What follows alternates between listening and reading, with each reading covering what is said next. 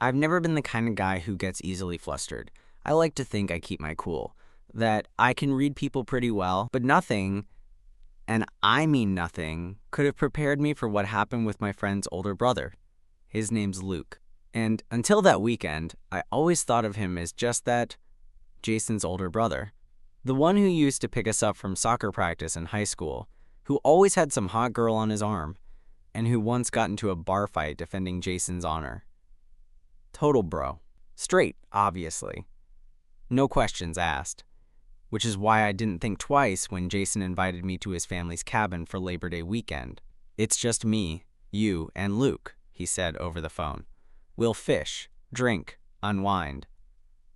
I was buried in work and hadn't had a real break in months, so I said yes without hesitation. Looking back, there were signs. Weird little things that didn't register at the time. But I'll get to those. We arrived Friday afternoon. The cabin sat on a quiet lake, far from the city. It had that typical rustic charm.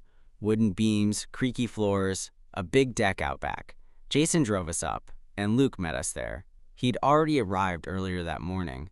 When we pulled in, he was out on the deck, shirtless, beer in hand, sunglasses on, watching the lake like he owned the place. "Boys," he greeted us with a grin. "Took you long enough." That grin. I should have known. He looked good. Not that I noticed. Okay, I noticed. Luke's the kind of guy you assume is doing well in life. Real estate job. Truck that looks too clean to be practical. Tattoos on one arm, and a body built from casually lifting things that weigh more than your self-esteem. Broad shoulders, just enough scruff, and a deep voice that could probably convince you to do things you swore you'd never do. The first night was chill. We grilled, had a few beers, told dumb stories. Jason passed out early. Too many hard seltzers too fast, and I ended up staying up with Luke. Just the two of us on the deck, the stars overhead, and the kind of quiet that only exists deep in the woods. "You and Jason still close?" he asked, pouring another drink. "Yeah," I said. "Not as much since I moved, but yeah." Luke leaned back, sipping slowly. Good guy. Bit of a mess sometimes, but good heart. There was a pause. One of those pauses where you expect the conversation to end, but it doesn't. "You ever think he knows?" Luke asked. I blinked. "Knows what?" He looked over the rim of his glass. "That you're into guys." My stomach dropped. I hadn't told Jason. Not because I was ashamed, just it never came up. We were friends. We talked about movies, sports, work, not relationships. I didn't answer right away. Luke didn't press. Eventually I just said, "I don't think it matters." He nodded like he understood something I didn't. Then he stood, stretched, and said, "Night, man." And that should have been it. But then the next day happened. We went swimming. Luke and I. Jason was inside, nursing a hangover. The lake was cold, the sun was high, and we messed around, splashing, dunking, racing to the floating dock in the middle. After a while, we lay side by side on the dock, letting the sun dry the water off our skin. He was quiet, not in a bad way, more like he was thinking. Then, without even turning to me, he said, "So what's your type?" I froze. "What?" "Guys, what's your type?" I laughed awkwardly. "That's kind of a weird question," he shrugged. "Curious. You don't have to answer." I stared up at the sky. "I don't know. Confident, not cocky. Hands, maybe. Strong arms." I don't know why I said that last part. Luke chuckled. "Strong arms, huh?" He flexed one arm without looking at me, still lying on his back like it was nothing. "Like this?" I rolled my eyes. "You're ridiculous." But he smiled after that, and it wasn't a joke smile. It lingered. That night, Jason passed out early again. And that night, Luke knocked on my door. I opened the door, expecting some dumb question, like maybe he couldn't find a blanket or wanted to borrow toothpaste or something. But Luke just stood there, barefoot, wearing gym shorts and a plain white t-shirt that clung to him like it was painted on. He didn't say anything at first. I raised an eyebrow. "You good?" "Yeah," he said, scratching the back of his neck. "Just couldn't sleep." I stepped aside, motioning toward the room. "Want to hang for a bit?" He nodded and walked in like it was the most normal thing in the world. The room wasn't big. Just a queen bed and a small nightstand. He didn't even ask before sitting on the bed, back against the wall, legs stretched out. "I didn't mean to weird you out earlier," he said suddenly. I glanced at him. "You didn't?" Luke looked over at me, his eyes searching. "Just figured you probably don't talk about that stuff much. With Jason around." I shrugged, trying to play it cool. "It's not like I'm hiding anything. But yeah, no real reason to bring it up." There was a beat of silence. Then he said, "That sucks." I turned to look at him. "What does?" "Having to keep part of yourself boxed up. Like, I don't know, feels heavy." I sat on the edge of the bed. "You'd be surprised how easy it gets. You just learn to keep things close to your chest." He nodded slowly. Then he reached for the remote and flicked on the TV, lowering the volume until it was just a whisper in the background. "I used to think I had it all figured out," he said after a minute. "Girls, job, life. But lately," he trailed off. I glanced over. "Lately what?" He didn't answer right away. His gaze stayed on the screen, but his fingers drummed against his thigh, restless. "I don't know. Shit feels different. Like, maybe I've been lying to myself for a long time." That hit harder than I expected. "You ever wanted something you couldn't explain?" he asked, finally looking at me. I met his eyes, heart suddenly too loud in my chest. "Yeah," I said quietly. Luke exhaled through his nose, almost like a laugh.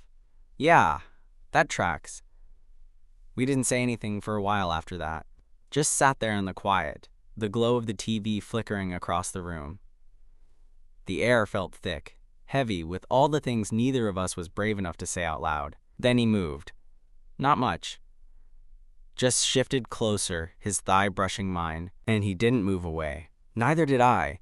He looked at me again, his expression unreadable. "You okay?" "Yeah." He nodded once, like he needed to hear it before continuing. Then, slowly, cautiously, he reached out and rested his hand on my knee. It was nothing. It was everything. "You sure?"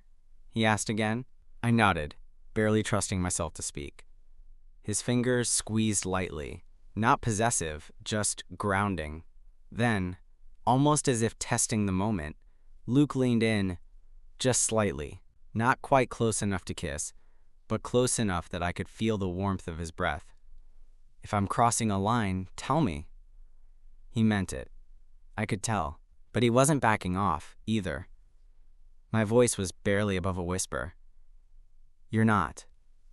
He let out a breath, then his forehead touched mine. We stayed like that for a second, heads bowed together like some weird prayer. It was quiet. Charged. I felt like if I moved an inch, everything would shift, fall apart or fall into place. Then he pulled back, just far enough to look me in the eye. "Good," he murmured. And then he kissed me.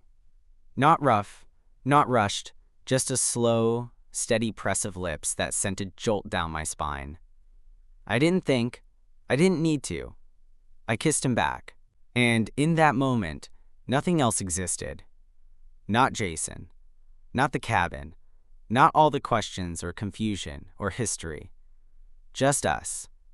Just this. Luke's hand slid up to my neck, fingers tangling in my hair, pulling me closer. I leaned into it, into him, like I'd been waiting for this longer than I realized. And when we finally pulled apart, breathless and wide-eyed, he just looked at me and said, "Yeah, that felt real." I didn't sleep much that night. Luke ended up crashing next to me, fully clothed, one arm tossed behind his head, the other resting near mine on the bedspread. We didn't say much after the kiss, not because it was awkward, but because we didn't know what to say that wouldn't make it heavier. I lay there, staring at the ceiling, my heart still thumping like it hadn't quite gotten the memo that the moment was over. Every so often, I'd glance at him in the dark, wondering if he was really asleep or if he was doing the same thing, thinking about what just happened and what the hell it meant. The next morning came too fast. Jason woke us up with his usual lack of volume. "You guys alive or what?" he shouted through the door. Luke groaned and sat up, running a hand through his hair. Yeah, we're up." I barely had time to breathe before Jason burst in. fully dressed in board shorts and a sunburn already forming on his neck. Perfect weather. Let's hit the lake before lunch. He didn't even look twice at the fact that we'd clearly shared a bed. Which, I guess, made sense. We were friends. Friends crash in the same bed all the time. But I couldn't help the heat crawling up my neck as I got up and stretched, trying to play it cool. Luke didn't say anything. He just gave me this quick, unreadable glance while Jason pulled on a life vest and grabbed the keys to the jet ski. The day was weird. Not bad, just weird. We acted normal. Ate lunch, swam, messed around with the paddle boards. But there was this undercurrent running between us. Luke and me, this quiet awareness that hadn't been there before. Like our eyes met a little too long. Like our hands almost touched but didn't, like every word was weighed before it was said. Jason didn't notice. Or maybe he did and chose not to. That night, after a long day in the sun, the three of us sat around the fire pit. Beers in hand, legs stretched out toward the flames.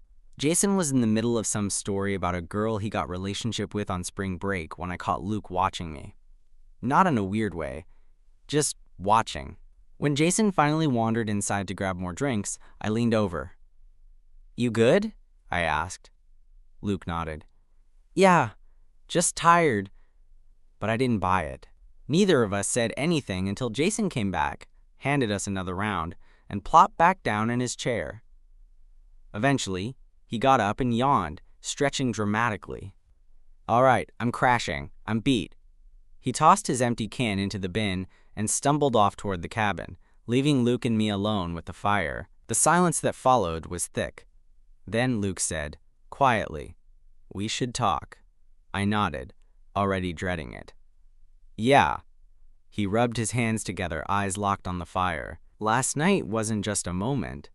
At least, not for me." I didn't move.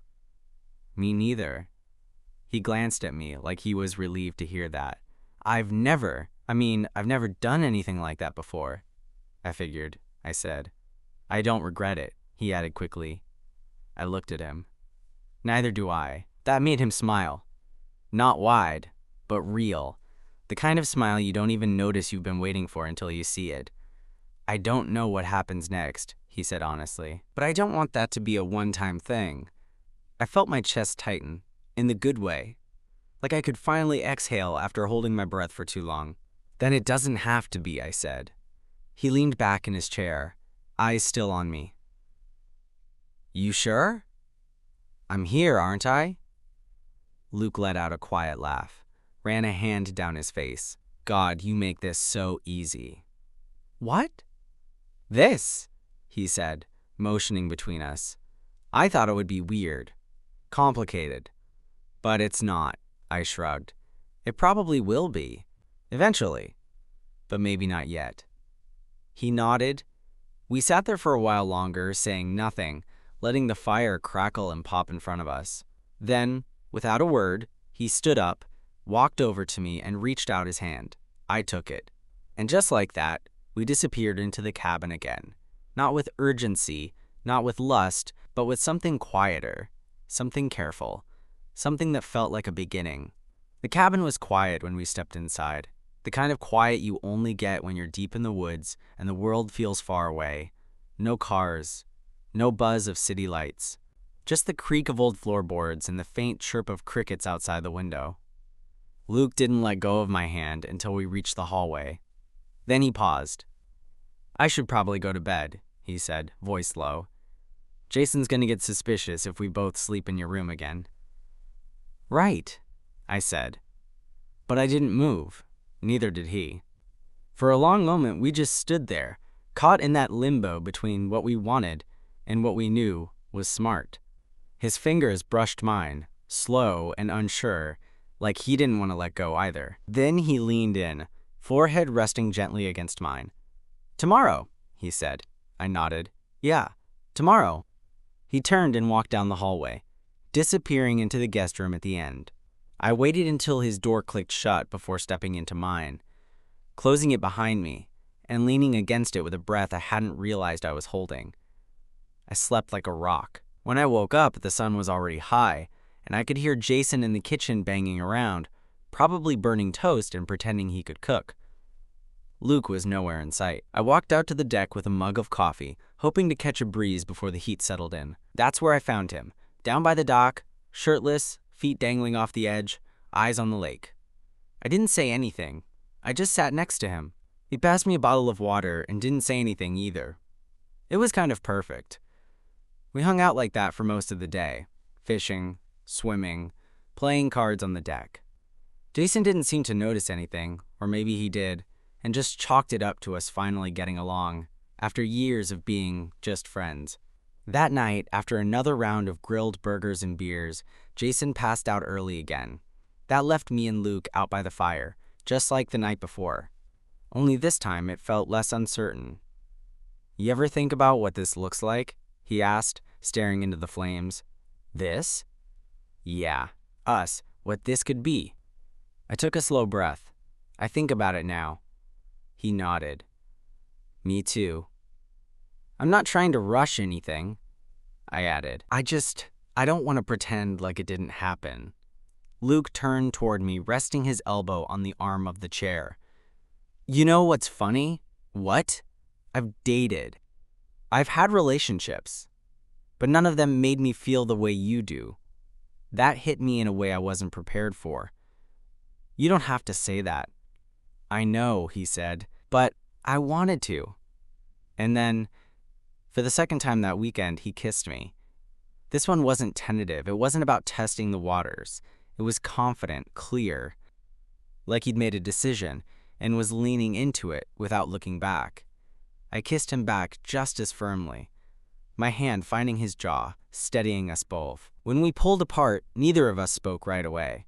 Then he said, "You're dangerous, you know that?" I raised an eyebrow. "How so?" "You make me want things I didn't even know I could have." I leaned in, smiling against his mouth. "Good."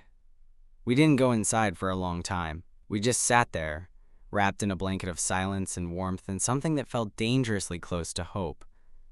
And for once, I didn't feel like running from it. The next morning, it hit me. This was ending soon. The trip. The quiet. The bubble. Jason had already started packing up before I even finished brushing my teeth. He was flying back that evening to meet some friends for a road trip, and Luke was planning to stay one more night to lock up the cabin. I was supposed to leave with Jason. That had been the plan, but plans change. "You sure you don't mind staying alone?" Jason asked as we loaded the last of his stuff into the car. Luke smirked. "I'll survive one night without adult supervision." Jason laughed and tossed his duffel into the trunk. "All right, bros. Later." He pulled me into a quick hug. "Text me when you get home." I nodded. "Will do." We watched his car kick up dust as it rolled down the gravel drive and disappeared around the bend. The silence afterward felt louder than usual. I turned to Luke. "So, just us now." He looked at me with that same unreadable look he always gave, right before saying something that changed the entire mood. "You could stay." I blinked. "What?" "You don't have to leave today. I mean, unless you've got somewhere to be." I didn't. I could have gone back to my place. Sat in traffic. Stared at the ceiling. Let everything that happened melt into a weird memory. But the thought of that made my stomach twist. I shrugged. "I could stay," Luke smiled. "Good." We didn't do much that afternoon. It was hot, sticky, the kind of heat that made even sitting feel like work. We floated on the lake for a while, mostly in silence, occasionally splashing each other just to stay cool. Later, we made dinner together. Something simple. Pasta, grilled vegetables, cold beer. We didn't talk about anything heavy. No labels, no what now. Just stories, dumb jokes, music playing low in the background. It felt easy. After dinner, we sat on the couch, not touching, but close enough that I could feel the heat radiating off his skin. I think we both knew where it was going.